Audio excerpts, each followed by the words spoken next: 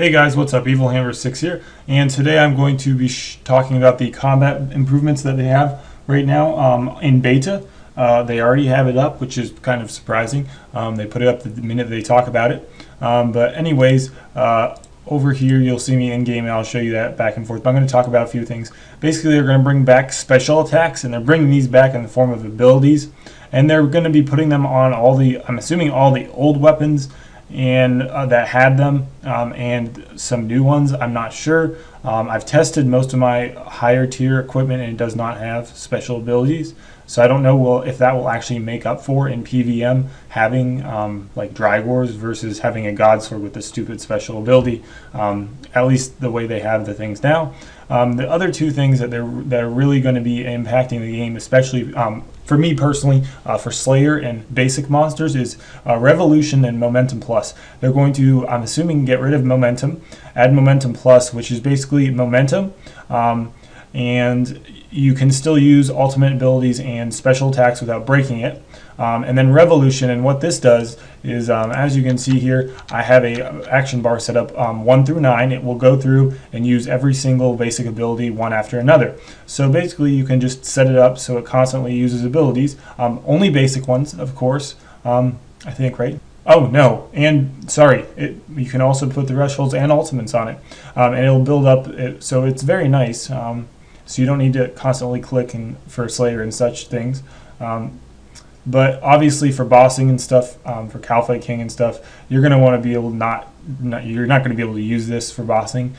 You may be able to get away with that God Wars dungeon. I'm going to actually do a video with that soon. I want to see if I can get away with that, most definitely. But the other thing is they have quick loadout switching, which will be changing your equipment can be a hassle, so we're going to build a feature that allows you to create a preset loadouts and switch them on the fly. So supposedly within your inventory and your inventory and what you're wearing, you can switch those back and forth fairly quickly, and also in between the bank and your inventory. They don't have it implemented, or I cannot find a way to do it currently in the current game beta. And then the action bar setups.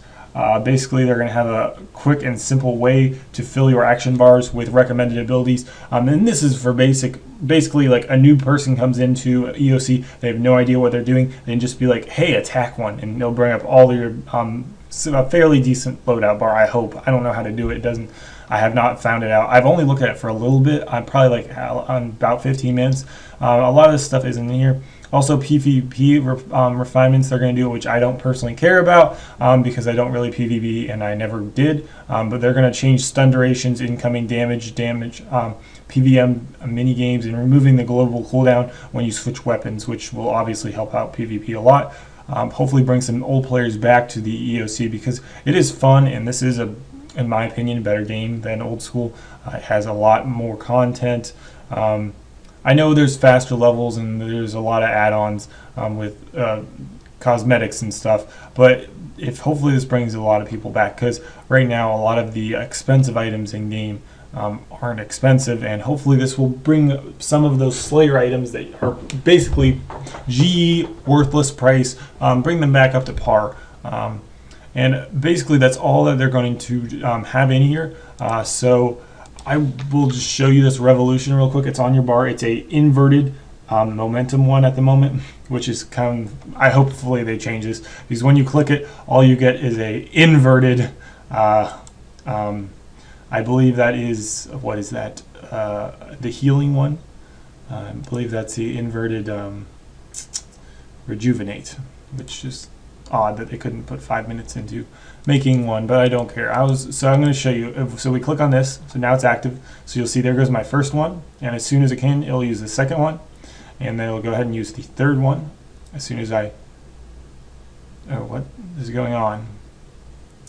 Okay, it uses the first one, the second one, the second one, third one, and it will not use this fourth one. Interesting.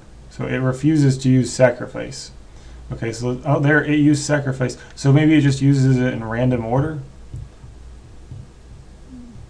Interesting. I assumed it went 1, 2, 3, 4, or maybe it just uses what's on your ability bar in whatever fashion it feels like using. because now I'm seeing but it's cycling through these fairly quickly. We'll do 5 now. Let's see. 5. Are you going to do 5? Nope. Go back to 1, 2. And those are all on cooldown, so we'll use 4. Okay. So let's see. Attack another one. 1, 2 will go on cooldown. 3 will be on cooldown. We'll use now, hopefully, 5. Come on, use 5. Okay, I'm not sure how this is going to help. This is going to be like something you'll have to work out, because this is, now we'll use 5 now. No, it's only using 1 through 4. So I'm not sure how this is going to work. It seems fairly weird. Now a lot of people are saying the specs are good. I will do another video over that. That's separately. I was just interested more with the abilities and the way they're changing that stuff. I don't really care that much for whatever special attacks they're bringing, because in my opinion, if they bring in a special attack to a God Sword I believe is level what, 75 right now. Honestly, a Drygor is level 90, and if you go and compare the damage on that, there is a giant difference. Drygor is going to just out DPS it no matter what. You're going to, even if you have an ability or your special attack that uses they're going to have to make it really powerful. And the Dragon Claws, let's see here if you can see her using them. I have a pair in my bank that I guess I'll go get. But I just saw them, and I mean, that KOs it pretty quickly, but that might be a decent idea. But still, that's a level 70 weapon.